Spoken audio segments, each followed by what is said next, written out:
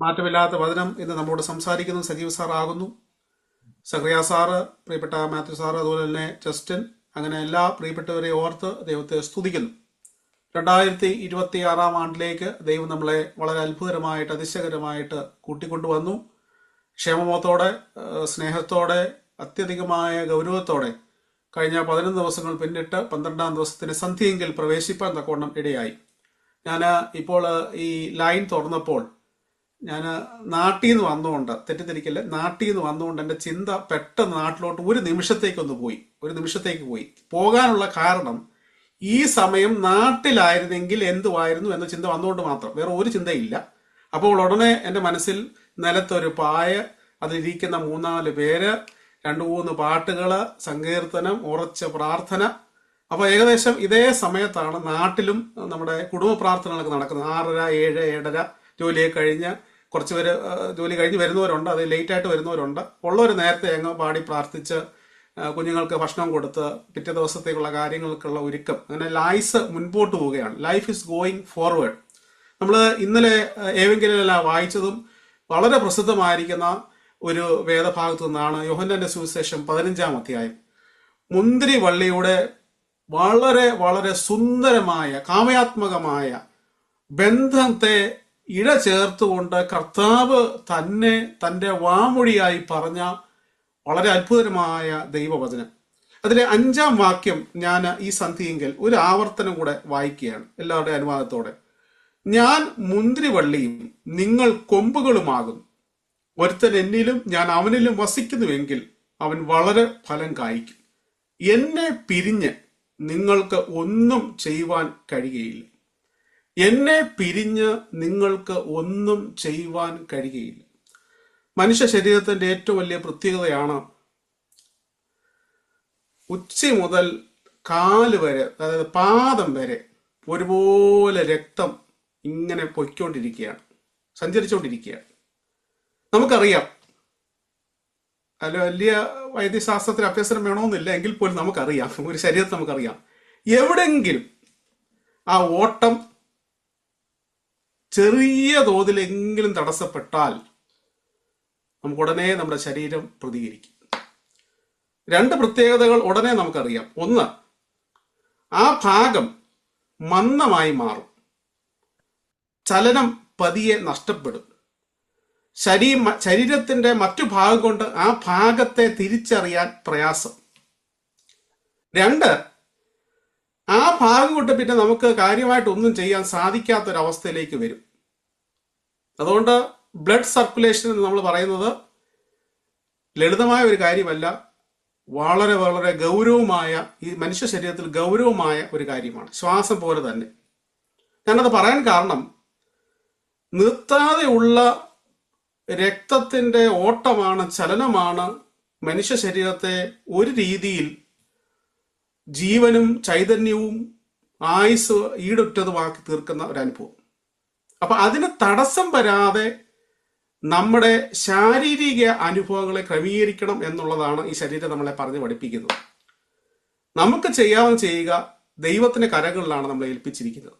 അതുപോലെയുള്ള ഒരു ബന്ധത്തെയാണ് ഇവിടെ കൊടുത്തിരിക്കുന്നത്. കൊമ്പ് മുന്തിരി വെള്ളിയോട് പറ്റിയിരിക്കുക. പുതിയ വർഷമാണല്ലോ 2026. മനസ്സിൽ കോണിൽ സൂക്ഷിച്ചിരിക്കുന്ന ചെറിയ സ്വപ്നങ്ങളെങ്കിലും ഈ ലൈനിൽ പങ്കെടുക്കുന്ന പലരുടെയും മനസ്സിലുണ്ട്. 2026 ദൈവം എനിക്ക് ആയുസ്സും ആരോഗ്യം തരുന്നുവെങ്കിൽ ഇന്ന കാര്യം നടന്നു കാണാൻ ഞാൻ ആഗ്രഹിക്കുന്നു, ഇന്ന കാര്യം നടന്നേക്കാം, അല്ലെങ്കിൽ ദൈവം അനുവദിക്കുന്നതെങ്കിൽ എനിക്ക് ലഭിച്ചേക്കാം.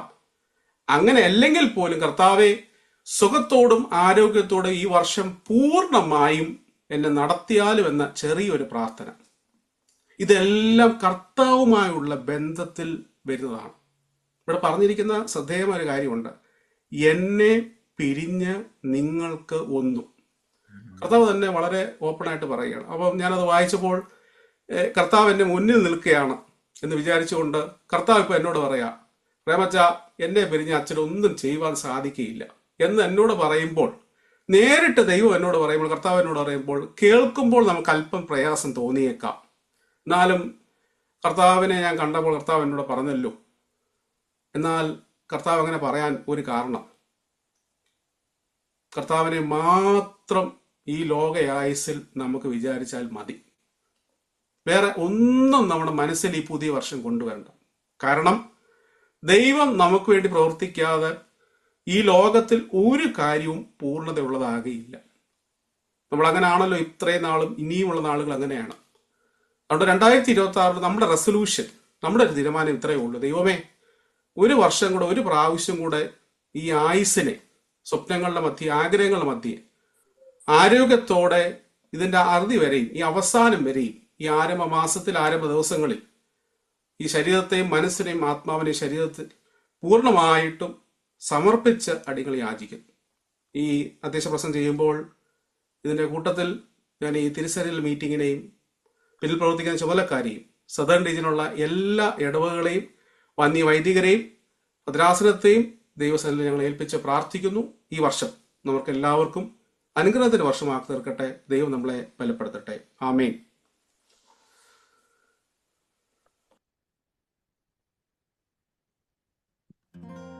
Thank you പ്രേമച്ചൻ. എത്രയും ബഹുമാനപ്പെട്ട അച്ഛന്മാർ, സദേൺ റീജിയൻ ഇടവ മിഷന്റെ ചുമതലക്കാർ, പുതുതായി തെരഞ്ഞെടുക്കപ്പെട്ട എല്ലാ ചുമതലക്കാരും, അതുപോലെ അവരോട് സഹകരിക്കുന്ന എല്ലാ ഇടവക്കാരും, അവരുടെ കുടുംബാംഗങ്ങൾ, എല്ലാവർക്കും വേഗം വരുന്നവനായ യേശുക്രിസ്തുവിന്റെ നാമത്തിൽ എൻ്റെ സ്നേഹവന്ദനങ്ങളെ അറിയിക്കുന്നു. പുതിയ വർഷത്തിലേക്ക് നാം പ്രവേശിച്ചിരിക്കുകയാവുന്നല്ലോ. ഇന്ന് ഞാനോ പ്രേമച്ചനോ പ്രസംഗിക്കാമെന്ന് ചിന്തിച്ചു. കാര്യം സാധാരണഗതിയിൽ ഒരു മാസത്തെ അവധിയൊക്കെ കഴിഞ്ഞിട്ട് വരുമ്പോൾ ഇങ്ങനെ ആളൊന്നും കാണുകയില്ല എന്നുള്ളതായ ഒരു ചിന്തയിലായിരുന്നു. കാരണം ഒരു സ്റ്റാർട്ടിങ് ട്രബിൾ ഉണ്ടല്ലോ, അത് കഴിയുമ്പോൾ നമ്മുടെ ആളുകളെല്ലാം കറക്റ്റ് ആവും. പക്ഷേ ഞാൻ പ്രതീക്ഷിച്ചതിനേക്കാൾ കൂടുതൽ റെഗുലറായിട്ടുള്ള ആളുകൾ എല്ലാവരും പ്രവേശിച്ചു എന്നതിനെ ഓർത്ത് ഞാൻ ദൈവത്തെ സ്തുതിക്കുന്നു. ദൈവം നിങ്ങളെല്ലാം ധാരാളമായിട്ട് അനുഗ്രഹിക്കുമാറാകട്ടെ. നമ്മുടെ അല്പസമയത്തെ ദൈവവചന ധ്യാനത്തിനായിട്ട് സദൃശ്യവാക്യങ്ങൾ 30-ാം അധ്യായം അതിന്റെ 1-ാമത്തെ വാക്യം, Proverbs chapter 30 verse 1. ഞാൻ വായിക്കാം. യാഖയുടെ മകനായ ആഗൂരിന്റെ വചനങ്ങൾ, ഒരരുളപ്പാട്. ആ പുരുഷന്റെ വാക്യമാവിത്: ദൈവമേ, ഞാൻ അധ്വാനിച്ചു, ദൈവമേ, ഞാൻ അധ്വാനിച്ച് ക്ഷയിച്ചിരിക്കുന്നു. പുതിയ വർഷം ആരംഭിക്കുമ്പോൾ കഴിഞ്ഞ ആഴ്ചയിൽ ഏവങ്കേലിയോനായിട്ട് വായിച്ചതായ ഭാഗത്തോട് ചേർന്ന് പ്രേമച്ചൻ ചില കാര്യങ്ങൾ പറഞ്ഞു. അതിനോട് ചേർന്ന് തന്നെ ചില കാര്യങ്ങൾ പറഞ്ഞ് മുമ്പോട്ട് പോകുവാനാണ് ദൈവകൃപയിൽ ഞാനും ശരണപ്പെടുന്നത്. വാക്യം ഇങ്ങനെ തുടങ്ങുന്ന യാഖയുടെ മകനായ ആഗൂരിന്റെ വചനങ്ങൾ. ആ വചനം ഇപ്രകാരമാണ്: ദൈവമേ, അദ്ദേഹത്തിന് പറയാനുള്ള കാര്യം, ദൈവമേ, ഞാൻ അധ്വാനിച്ചു, ദൈവമേ, ഞാൻ അധ്വാനിച്ച് ക്ഷയിച്ചിരിക്കുന്നു. വളരെ നെഗറ്റീവായിട്ടുള്ള ഒരു സ്റ്റേറ്റ്മെന്റ് ആണ്. കാരണം അധ്വാനിക്കുന്നത് എന്തിനാണ്? അധ്വാനിക്കുന്നത് വിജയിക്കുവാൻ വേണ്ടിയാണ്. വിജയത്തിനു വേണ്ടിയുള്ളതായ പരിശ്രമങ്ങളാണ് മനുഷ്യന്റെ ജീവിതം മുഴുവൻ നിറഞ്ഞു നിൽക്കുന്നത്. രാവിലെ എഴുന്നേറ്റാൽ നാം വിജയിക്കുവാനുള്ള പരിപാടി ആരംഭിക്കുന്നു. ഓരോ ശ്രമങ്ങളും, നമ്മുടെ നല്ല ആഹാരം കഴിക്കുന്നു, അതൊരു വിജയത്തിനായിട്ടുള്ള ഒരു പരിശ്രമമാണ്. കാരണം നമ്മുടെ ജീവൻ നിലനിൽക്കണം. ഹെൽത്തി ഫുഡ് കഴിക്കണം, കാരണം ജീവൻ നിലനിൽക്കണം.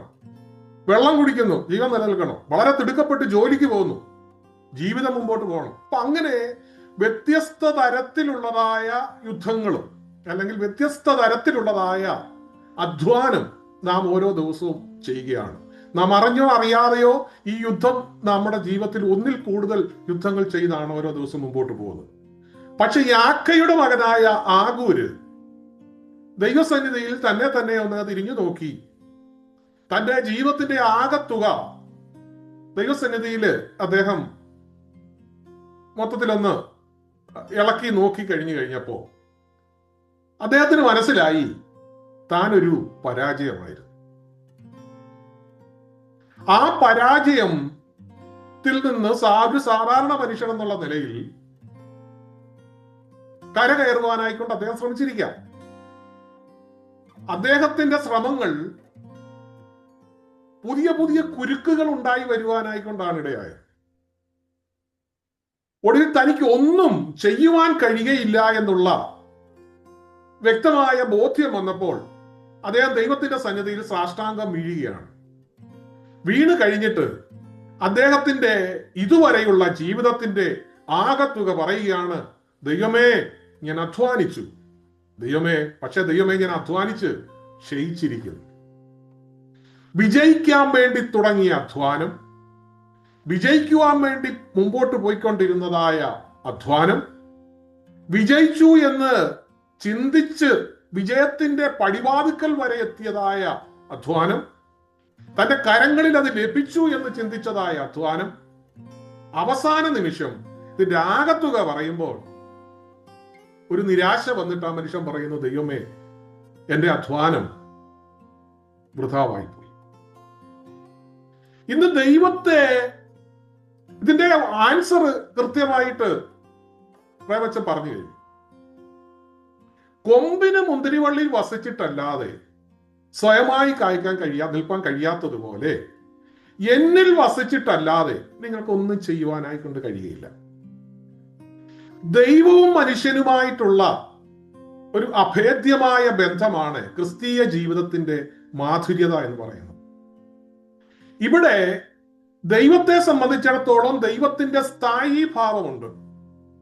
നമ്മൾ വിചാരിക്കുന്നത് പോലെ നമ്മുടെ പോലെ വികാരത്തിന് അടിമപ്പെട്ട് കോപിച്ച് പല്ല് കടിച്ച് പെട്ടെന്ന് സ്നേഹം വന്ന് അതിൻ്റെ ഇടയിൽ കരഞ്ഞ് ഒക്കെ ഇരിക്കുന്നതായ ഒരു ദൈവസങ്കല്പമാണ് നമ്മുടെയൊക്കെ മനസ്സിലുള്ളത്.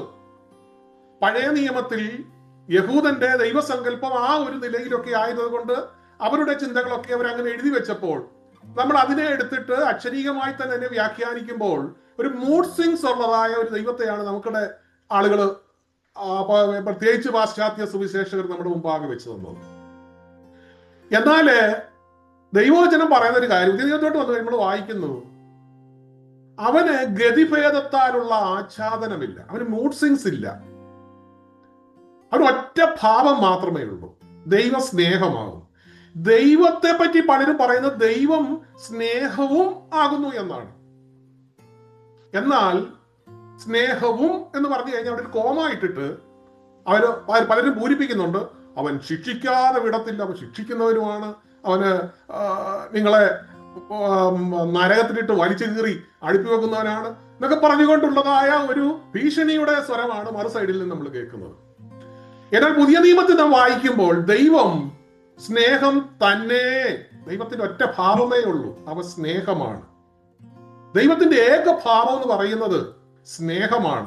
പിതൃപുത്ര പരിശുദ്ധാത്മാവ ത്രിയേക ദൈവത്തിന്റെ സ്ഥായി ഭാവം എന്ന് പറയുന്നത് അത് സ്നേഹമാണ്. ഈ സ്നേഹത്തിൽ ഒന്നിച്ചിരിക്കുവാനായിട്ടാണ് ദൈവം നമ്മെ ക്ഷണിക്കുന്നത്. അല്ലെങ്കിൽ നാം ഇപ്പോഴ് കർത്താവിന്റെ ജനന പെരുന്നാൾ ആഘോഷിച്ചു. എന്താണ് ഇൻകാർണേഷൻ എന്നതുകൊണ്ട് ഉദ്ദേശിക്കുന്നത്? നീങ്ങി സർവ്വജനത്തിനും ഉണ്ടാകുവാനുള്ള ഒരു മഹാസന്തോഷം. എന്നാൽ കർത്താവിന്റെ മരണത്തിൽ ആരും ദൂതന്മാരൊന്നും ആ വിഷയം പാടിയില്ല. പക്ഷെ ജനനത്തിങ്കൽ ദൂതന്മാരെല്ലാവരും കൂടെ ഒന്നിച്ചാർക്കുകയാണ് സർവ്വജനത്തിനും ഉണ്ടാകുവാനുള്ള, ചെറിയവനും വലിയവനും ഒക്കെയുള്ളതായ സകല മനുഷ്യർക്കും ഉണ്ടാകുവാനുള്ള ഒരു മഹാസന്തോഷം. അത് ദൈവം മനുഷ്യനായി പിറന്നു എന്നുള്ളതാണ്. ദൈവം നമ്മെ സ്നേഹിച്ചു എന്നുള്ളതാണ്.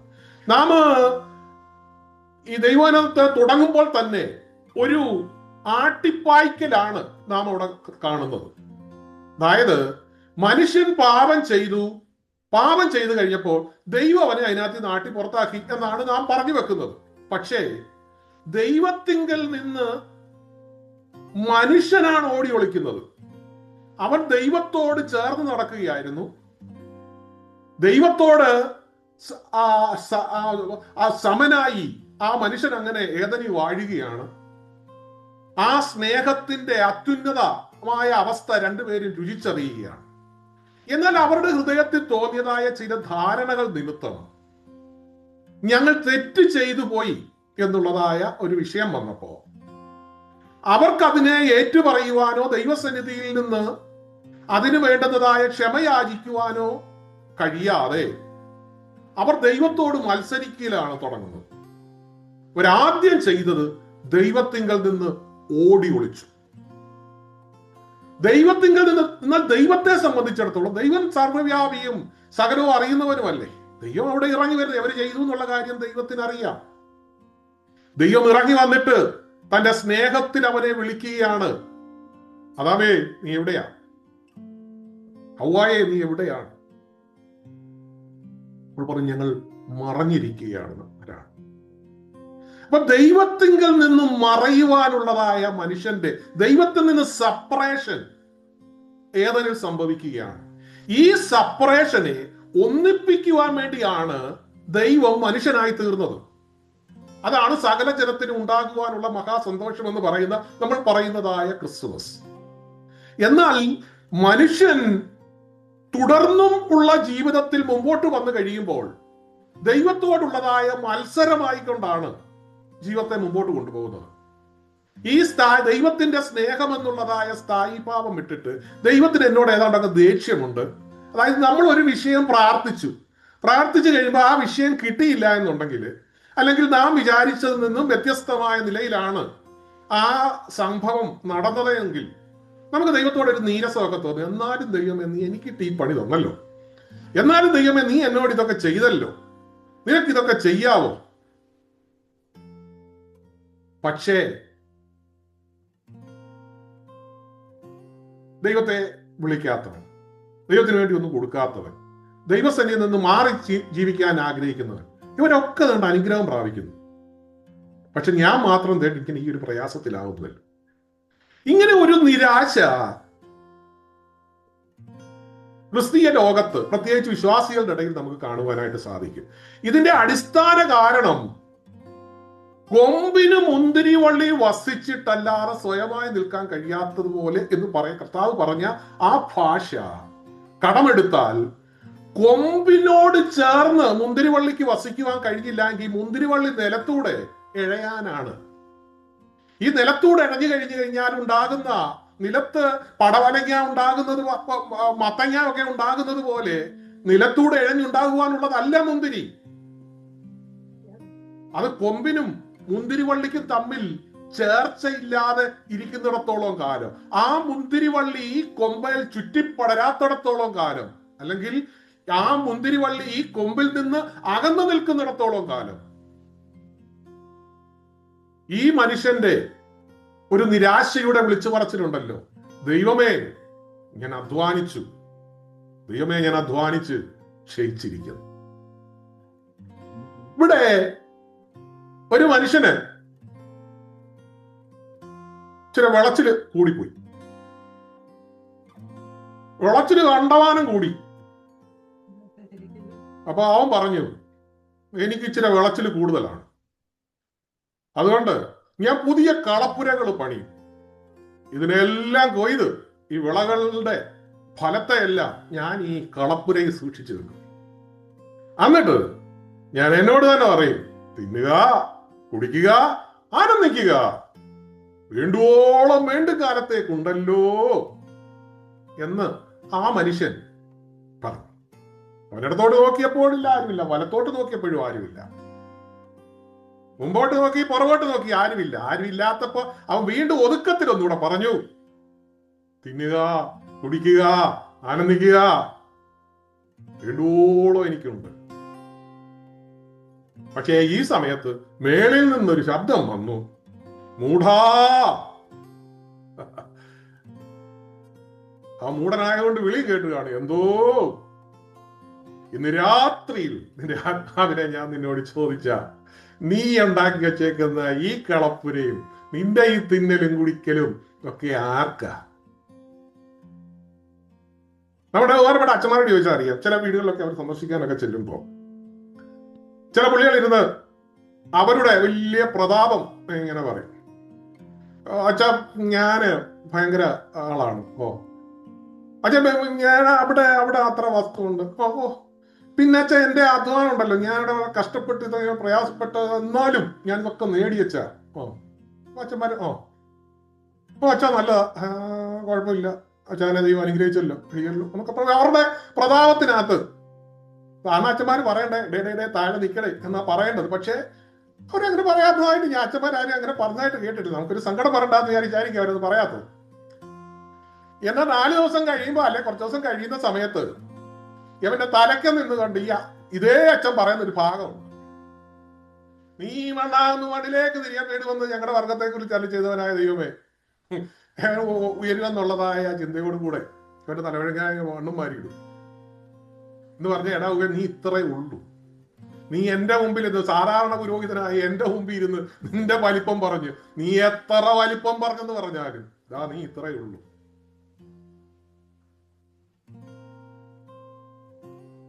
എത്ര വലുതായിട്ട് എത്ര കളപ്പുര നാം കൂട്ടി വെച്ചാലും കൊമ്പിന് മുന്തിരിവള്ളി വസിച്ചിട്ടല്ലാതെ, കൊമ്പിന് മുന്തിരിവള്ളി വസിച്ചിട്ടല്ല എങ്കിൽ ആത്മീയമാകട്ടെ ഭൗതികമാകട്ടെ, യാഖയുടെ മകനായ ആഗൂരിന്റെ പ്രാർത്ഥന പോലെ തന്നെയായിരിക്കും നമ്മുടെ പ്രാർത്ഥനയുടെ അല്ലെങ്കിൽ നമ്മുടെ ജീവിതത്തിന്റെ ആകത്തുക. ദൈവമേ ഞാൻ അധ്വാനിച്ചു, ദൈവമേ ഞാൻ അധ്വാനിച്ച് ക്ഷയിച്ചിരിക്കുന്നു. ഞാൻ എൻ്റെ ഒരു സുഹൃത്തുമായിട്ട് കഴിഞ്ഞ ദിവസം സംസാരിച്ചപ്പോൾ ആ വീട്ടിലൊരാളുമായി അദ്ദേഹം കൗൺസിൽ ചെയ്തുകൊണ്ടിരിക്കുകയാണ്. എന്നിട്ട് ഫോൺ നീയോട് ഒന്ന് സംസാരിക്കുന്നു പറഞ്ഞ് ഫോൺ കൊടുത്തപ്പോൾ ഞാൻ ആ മനുഷ്യനോട് സംസാരിച്ചു കഴിഞ്ഞപ്പോൾ ഞാൻ ഞെട്ടിപ്പോയി. കാരണം ഈ മനുഷ്യൻ ഒരു സുവിശേഷകനാണ്. ഈ മനുഷ്യൻ ഭയങ്കര ആത്മാർത്ഥമായിട്ട് സുവിശേഷ പ്രവർത്തനം ഒക്കെ നടത്തുന്ന യൂട്യൂബിലൊക്കെ അദ്ദേഹത്തിന്റെ പ്രസംഗങ്ങളൊക്കെ പലത് കിടപ്പുണ്ട്. ഈ മനുഷ്യന്റെ വീട് ഭരിക്കുവാനായിക്കൊണ്ട് അദ്ദേഹത്തിന് കഴിഞ്ഞില്ല. കുഞ്ഞുങ്ങളൊക്കെ അവരുടേതായ നിലയിൽ അവർ വളർന്നു കഴിഞ്ഞ് ഇപ്പോഴ് ഒരു കൊച്ചിന് അതിന്റെ ഒരു മോനോട് പറഞ്ഞു, 15 വയസ്സുള്ള മോനോട് പറഞ്ഞു, എടാ നീ ഇങ്ങനെ വല്ലാണ്ട് ഫോൺ ഉപയോഗിക്കുന്നതുകൊണ്ട് നീ ഫോൺ അധികം ഉപയോഗിക്കണ്ട. അവനിങ്ങനെ പറഞ്ഞ് അപ്പനും മോനും കൂടെ വഴക്കായി. ഒടുവില് അപ്പൻ ബലമായിട്ട് മോന്റെ ഫോണിങ്ങും മേടിച്ചു. നിങ്ങൾക്കറിയണോ ഈ കുഞ്ഞ് ചെയ്ത പരിപാടി? നേരെ അവിടെ ഇരുന്ന അമ്മയുടെ ഷുഗറിനുണ്ടായിരുന്ന ഒരു ഡബ്ബ ഗുളിക ഇരിപ്പുണ്ടായിരുന്നു, ഇതെല്ലാം കൂടെ എടുത്ത് കൊച്ചിനങ്ങ് വിഴുങ്ങി. മരണകരമായ അവസ്ഥയിലേക്ക് ഈ കുഞ്ഞ് പോയി. അവിടുന്ന് ആ കുഞ്ഞ് വളരെ ഇതായിട്ട് തിരിച്ചു വന്നിരിക്കുക. അദ്ദേഹം രക്ഷിച്ചു തന്നു. മെഡിക്കൽ കോളേജിൽ കൃത്യസമയത്ത് എത്തിക്കാനൊക്കെ സാധിച്ചത് കൊണ്ട് ആ കുഞ്ഞിനെ രക്ഷപ്പെടുത്തുവാനായിട്ട് സാധിച്ചു. വളരെ 2 ആഴ്ചയോളം ഒരു ആശുപത്രിയിലൊക്കെ കിടന്നു എന്നൊക്കെ പറഞ്ഞു. പിന്നെ പോലീസ് കേസും കാര്യങ്ങളും ഒക്കെ ഉണ്ട്. അതിന്റെ പുറകെ അദ്ദേഹം നടക്കുകയാണ്. മാനസികമായിട്ട് മുഴുവൻ തകർന്ന് തരിപ്പണമായി ഇരിക്കുന്നതായ ഒരവസ്ഥ. ആ മനുഷ്യൻ പറഞ്ഞതായ ഭാഗമാണ് ഞാൻ നിങ്ങളോട് പറഞ്ഞു. ഞാൻ ഇത്രയും നാൾ അധ്വാനിച്ചു, എൻ്റെ അധ്വാനം ദൈവമേ വൃഥാവായി പോയല്ലോ എന്ന്. ദൈവം നമ്മെ ഏൽപ്പിച്ചിരിക്കുന്നതായ ഓരോരോ ഭാഗങ്ങളുണ്ട്. ഈ മുന്തിരിവള്ളി എന്ന് പറയുമ്പോൾ കർത്താവ് നമ്മളുമായിട്ടുള്ള ബന്ധം പോലെ തന്നെയാണ്. നമ്മുടെ കുടുംബം പോലെ ആ കൊമ്പും മുന്തിരിവള്ളിയും പോലെയുള്ളതായ ബന്ധമായിരിക്കണം കുടുംബത്തിനകത്തും. ഈ കൊമ്പും മുന്തിരിവള്ളിയും ഉള്ളതായ ബന്ധമായിരിക്കണം ഇടവകയ്ക്കകത്തും. ഇതേ ബന്ധമായിരിക്കണം നാട്ടുകാരുടെ അടുക്കലും. ഓരോരുത്തരുടെ അടുക്കലും വ്യത്യസ്തങ്ങളായ ബന്ധങ്ങളാണെങ്കിലും ബന്ധത്തിന്റെ എല്ലാ ആകത്തുക എന്ന് പറയുന്നത് കൊമ്പും മുന്തിരിവള്ളിയും എപ്രകാരമായിരിക്കുന്നു അപ്രകാരമായിരിക്കണം. അല്ല എങ്കിൽ യാഖയുടെ മകനായ ആഗൂരിനെ പോലെ ദൈവമേ ഞാൻ അധ്വാനിച്ചു, ഞാൻ അധ്വാനിച്ച് ക്ഷയിച്ചിരിക്കുന്നു. ഒരു ഭാഗം വിജയിച്ചു എന്ന് പറഞ്ഞത് കൊണ്ട് മറുഭാഗം നാം പരാജയപ്പെട്ടാൽ എന്ത് പ്രയോജനം? ഞാൻ ഈ മനുഷ്യന്റെ ഈ കുഞ്ഞിനോട് ഞാൻ സംസാരിച്ചു കഴിഞ്ഞപ്പോ ആ കുഞ്ഞ് പറഞ്ഞതായൊരു കാര്യമുണ്ട്. ഞങ്ങളുടെ പപ്പായിക്ക് ഞങ്ങളെ നോക്കാൻ സമയമില്ല. ഞങ്ങളുടെ പപ്പ നാട്ടുകാരെ നന്നാക്കാൻ നടക്കുകയാണ്. ഞങ്ങളുടെ പപ്പ എനിക്ക് വേണ്ട സമയത്ത് അപ്പ വീട്ടിലില്ല. എനിക്ക് ഒത്തിരി പ്രശ്നങ്ങൾ ഉണ്ടായിരുന്നു. അതൊക്കെ പറയാൻ പപ്പ എടുക്ക വന്നു കഴിയുമ്പോ പപ്പ രാത്രിയിൽ ക്ഷീണിതനായിട്ടാണ് വരുന്നത്. അദ്ദേഹം പെട്ടെന്ന് കട്ടിലോട്ട് കയറുന്നു. എനിക്കൊന്നും പറയുവാനായിക്കൊണ്ട് സാധിക്കുന്നില്ല. അപ്പൊ പിന്നെ തനിക്ക് ഓൺലൈനിൽ കൂടെ കുറെ കൂട്ടുകാരെയൊക്കെ കിട്ടി അവരുമായിട്ടുള്ള സഹവാസമാണ്. അതിനെ മുറിക്കാൻ ശ്രമിച്ചപ്പോ പപ്പയോ ഞങ്ങളോ എന്നോട് ബന്ധപ്പെടുന്നില്ല. അങ്ങനെയാണെങ്കിൽ നാട്ടിലുള്ളതായ എന്റെ സുഹൃത്തുക്കളോട് ബന്ധപ്പെടാൻ പോലും പപ്പ സമ്മതിക്കുന്നില്ല. ഞാൻ എന്തിനാണ് ജീവിച്ചിരിക്കുന്നത്? ഒരു 14-15 വയസ്സുള്ള കുഞ്ഞെന്നോട് പറഞ്ഞതായ കാര്യമാണ്. ആ ശുശ്രൂഷകന്റെ ശുശ്രൂഷ, അദ്ദേഹം കർത്താവിനോട് വിശ്വസ്തനായിരുന്നു എന്നുള്ള കാര്യം സത്യമാണ്. അദ്ദേഹത്തെ ഏൽപ്പിച്ച ആത്മീയ ശുശ്രൂഷ എന്നുള്ളത്. എന്നാൽ മറ്റൊരു രീതിയിൽ ബൈബിളിലോട്ട് നമ്മൾ നോക്കിക്കഴിഞ്ഞ് കഴിഞ്ഞാൽ ഏലിയുടെ മക്കളെ തള്ളിയിട്ട് ദൈവം ശമൂവേലിനെ തെരഞ്ഞെടുത്തത് എന്തിനാ? ഏലി മഹാപുരോഹിതനൊക്കെ ആയിരുന്നെങ്കിലും പുള്ളിക്കാരന്റെ മക്കളെ പുള്ളിയുടേതായ വഴിയിൽ നടത്തുവാൻ പുള്ളിക്ക് കഴിഞ്ഞില്ല. അതിനാണ് ശമൂവേലിനെ തെരഞ്ഞെടുക്കുന്നത്. എന്നാല് ശമൂവേൽ വലിയ പുള്ളിയായിരുന്നല്ലോ. പക്ഷെ ശമൂവേലിന്റെ മക്കൾ എന്ത് ചെയ്യും? ശമൂവേലിന്റെ ബാക്കി അടുത്ത ആരെ എന്താ പുള്ളിക്കാരന് ആക്കാൻ പറ്റാതെ പോയി. അവരും അവരുടേതായ വഴിക്ക് പോയി. ദൈവം നമ്മെ ഏൽപ്പിച്ചിരിക്കുന്നതായ ശുശ്രൂഷകളും അതോടൊപ്പം തന്നെ ഭൂമിയിൽ നമ്മളെ ഏൽപ്പിച്ചിരിക്കുന്നതായ ഉത്തരവാദിത്തങ്ങളും രണ്ടും ഒരേപോലെ പ്രധാനപ്പെട്ടതാണ്. ഓരോന്നിനും അതിൻ്റെതായ സമയം കൊടുക്കണം, അതിൻ്റെതായ കെയർ കൊടുക്കണം. മുന്തിരിവള്ളിയിൽ ഈച്ച കയറിയാൽ, പുഴു കയറിയാൽ മരുന്നടിക്കേണ്ട സമയത്ത് കൃത്യമായിട്ട് മരുന്നടിക്കണം. പുഴുക്കളെ കൊല്ലേണ്ട സമയത്ത് അത് കൊല്ലണം. അതിന് വളവിടേണ്ട സമയമുണ്ട്, അത് വളവിടണം. ഇല്ലെങ്കിൽ അത് മുരടിച്ചു പോകും. പലരും ഭൗതിക കാര്യങ്ങളിൽ മേൽ ഒത്തിരി വളവിടും, ആത്മീയ കാര്യങ്ങളിൽ മേൽ വളവിടത്തില്ല. ആത്മീയത അവിടെ മുരളിക്കും. ഒരു കൂട്ടർ ആത്മീയതയുടെ ചവിട്ടി കൊണ്ടുവന്നേച്ച് സകല വളവും ചാകും കണക്കിന് കൊണ്ടിടുകയാണ്.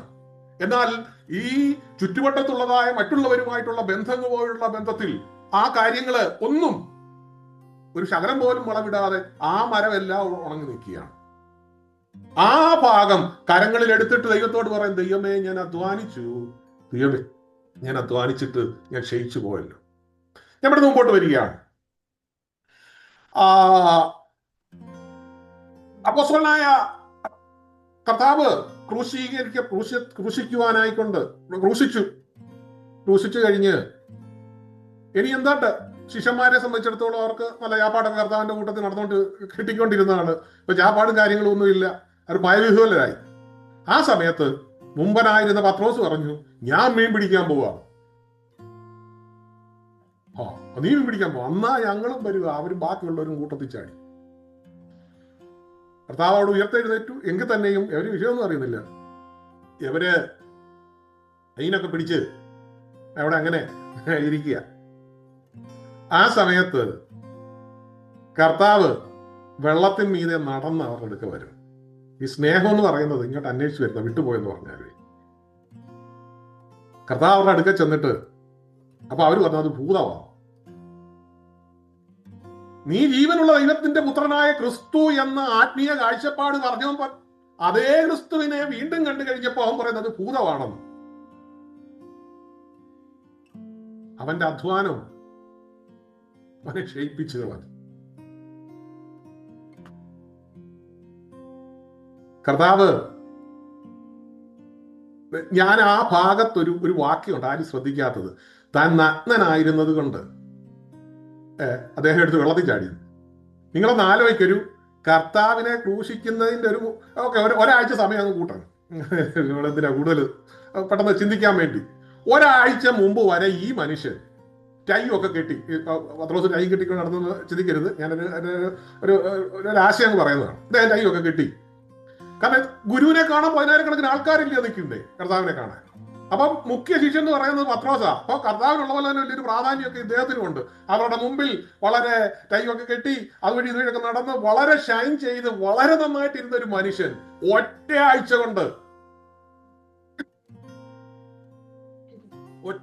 കൊണ്ട് അവന്റെ സകല ഇടപാടും മാറിപ്പോയി.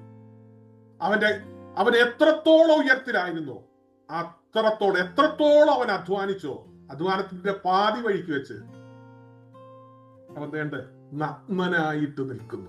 എന്തോ ഒരു ഗതികേടാണെന്ന് ആലോചിച്ച് നോക്ക്.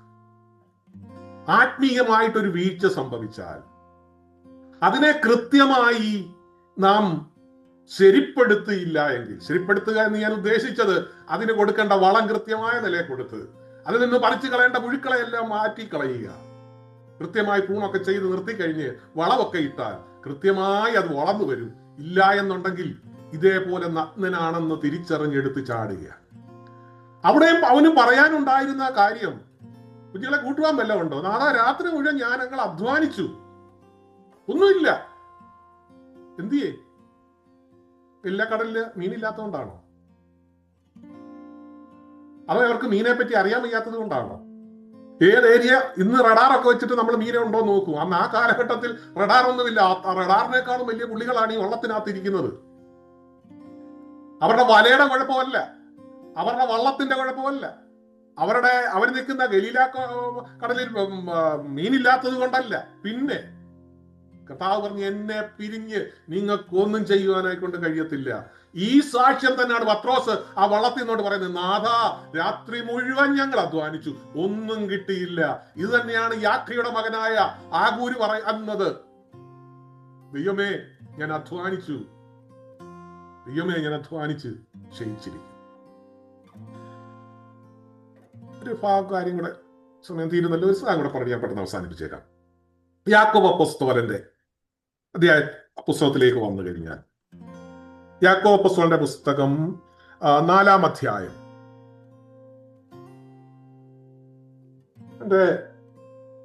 ഒന്നാമത്തെ വാക്യം, നിങ്ങളിൽ ചണ്ടയും കലഹയുടെ ഓക്കെ, ആ ഭാഗം ഞാൻ വിടുന്നു, പറയേണ്ടതാണ്, സമയമില്ലാത്തതുകൊണ്ട് ഞാൻ വിടുന്നു. അതിന്റെ 13-ാമത്തെ വാക്യം ഞാൻ വായിക്കാം. ഇന്നോ നാളെയോ ഞങ്ങൾ ഇന്ന പട്ടണത്തിൽ പോയി അവിടെ ഒരാണ്ട് കഴിച്ച് വ്യാപാരം ചെയ്ത് ലാഭമുണ്ടാക്കും എന്ന് പറയുന്നവരെ കേൾപ്പീൻ. നാളത്തേത് നിങ്ങൾ അറിയുന്നില്ലല്ലോ. നിങ്ങളുടെ ജീവൻ എങ്ങനെയുള്ളത്? അല്പനേരത്തേക്ക് കാണുന്നതും പിന്നെ മറഞ്ഞു പോകുന്നതുമായ ആവിയല്ലയോ? പിന്നെ നമ്മൾ എന്താ ചെയ്യേണ്ടത്? കർത്താവിന് ഇഷ്ടമുണ്ടെങ്കിൽ ഞങ്ങൾ ജീവിച്ചിരുന്ന് ഇന്നത് ചെയ്യും എന്നല്ലയോ നിങ്ങൾ പറയേണ്ടത്? ഇവിടെയാണ് ദൈവവും മനുഷ്യനും തമ്മിലുള്ളതായ ബന്ധത്തിന്റെ വിള്ളല് എപ്രകാരമാണ് എന്ന് നാം ചിന്തിക്കേണ്ടത്. നമ്മുടെ ചിലര് വാക്കുകൊണ്ട് ഇത് പറയും, ഞാൻ ഇങ്ങനെയൊക്കെ ചെയ്യും, ഞാൻ പല കണക്കൂട്ടലുകളാണ്, ഞാൻ അവിടെ വെക്കും, അവിടെ വെക്കും, ആ വീട് അവിടെ മേടിക്കും, ആ വീട് ഇവിടെ വെച്ച്, ആ വീടിനെ മറിച്ച് വിട്ടേച്ച് അതിന്റെ ലാഭം കിട്ടിയിട്ട് അതെടുത്ത് ഇപ്പുറത്ത് വെച്ച് അത് മറ്റേടത്ത് ഇൻവെസ്റ്റ് ചെയ്ത്, ഇങ്ങനെ നമ്മളെ സംബന്ധിച്ചിടത്തോളം കാൽക്കുലേഷന്റെ പുറത്ത് കാൽക്കുലേഷൻ വേണം. പക്ഷേ കൊമ്പും മുന്തിരിവള്ളിയും കൂടെ ചേർന്ന് നിന്നുകൊണ്ടാണോ ആ തീരുമാനം എടുക്കപ്പെട്ടത് എന്നുള്ളതാണ് അവിടെ ശ്രദ്ധിക്കപ്പെടേണ്ടത്. ആത്മജീവിതം അവിടെയാ പരാജയപ്പെടുന്നത്. കൊമ്പും മുന്തിരിവള്ളിയും എപ്രകാരമായിരിക്കുന്നു ആ നിലയിൽ, ഇന്നോ നാളെയോ ഞങ്ങൾ ഇന്ന പട്ടണത്തിൽ ചെന്ന് അവിടെ ഒരാണ്ട് കഴിച്ച് ആ വ്യാപാരം ചെയ്ത് ലാഭം ഉണ്ടാക്കുക എന്ന് പറയുന്നവരെ കേൾപ്പീൻ എന്ന് പറഞ്ഞിട്ട് എല്ലാവരും കേട്ടോണം. കർത്താവിന് ഇഷ്ടമുണ്ടെങ്കിൽ ഞാൻ ജീവിച്ചിരുന്ന്, ഞാൻ ആദ്യം ഓർപ്പിച്ച പോലെ അച്ഛന്മാര് മണ്ണ് നുള്ളിയിട്ടിട്ട് ഇതാകുന്നു നമ്മുടെ അവസാനമെങ്കിൽ ആ ഒരവസ്ഥയിലേക്ക് നാം പോകുമ്പോ നാം ഈ അധ്വാനിച്ചതൊക്കെ ആർക്കാണ്? കർത്താവ് ആ മൂടന്റെ മുഖത്ത് നോക്കി വിളിച്ചതുപോലെ എന്റെ നിങ്ങളുടെ മുഖത്ത് നോക്കി, എടാ നീ ഇത്രയും വർഷം നീ അധ്വാനിച്ചു, എടി നീ ഇത്രയും വർഷം അധ്വാനിച്ചു, എന്ത് നേടി? എന്താണ് നിന്റെ ജീവിതത്തിന്റെ ആകത്തുക? നിന്റെ ആത്മീയ ജീവിതത്തിന്റെ ആകത്തുക, നിന്റെ കുടുംബ ജീവിതത്തിന്റെ ആകത്തുക, ഇടവക ജീവിതത്തിന്റെ ആകത്തുക, എന്താണ് നിന്റെ എല്ലാ ആകത്തുക? അത് തിരിഞ്ഞു ചിന്തിക്കുവാനായിട്ടുള്ള പുതിയ വർഷം നാം ആരംഭിച്ചു, പുതിയ വർഷത്തിലേക്ക് പ്രവേശിച്ചു. ദൈവം നമുക്കെല്ലാം ആയുസ് തന്നു അതിലേക്ക് പ്രവേശിക്കുവാൻ. കർത്താവേ, ഞാൻ അധ്വാനിച്ചു, എന്റെ അധ്വാനം എവിടെ വരെ ആയിരിക്കുന്നു എന്നതിനെ കുറിച്ചുള്ളതായ ചിന്ത നമ്മുടെ ഓരോരുത്തരുടെയും ഹൃദയത്തിലേക്ക് കടന്നു വരട്ടെ എന്ന് ഞാൻ പ്രാർത്ഥിക്കുന്നു. ദൈവം എങ്ങനെ അധ്വാനിച്ചു, ദൈവം അധ്വാനിച്ച് ഞാൻ ക്ഷയിച്ചിരിക്കുന്നു എന്ന് പറയുന്നതായ യാക്കയുടെ മകന്റെ ആഗൂരിന്റെ വചനങ്ങളല്ല. അതിലുപരിയായിട്ട് സങ്കീർത്തനക്കാരൻ പറയുന്ന ഒരു ഭാഗമുണ്ട്, നിന്നാൽ ഞാൻ പടക്കൂടത്തിന് നേരെ പാഞ്ഞു ചെല്ലും, എന്റെ ദൈവത്താൽ ഞാൻ മതിൽ ചാടിക്കടക്കും. മതിൽ ചാടിക്കടന്ന് പുതിയ ആത്മീയ നിലവാരങ്ങളിലേക്ക് കടന്നു വരുവാൻ സ്വർഗ്ഗദൈവം നമ്മെ സഹായിക്കട്ടെ എന്ന് പറഞ്ഞുകൊണ്ട് ഞാൻ ഈ ഭാഗം അവസാനിപ്പിക്കുന്നു. ദൈവം നമ്മെ എല്ലാം ധാരാളമായിട്ട് അനുഗ്രഹിക്കുമാറാകട്ടെ.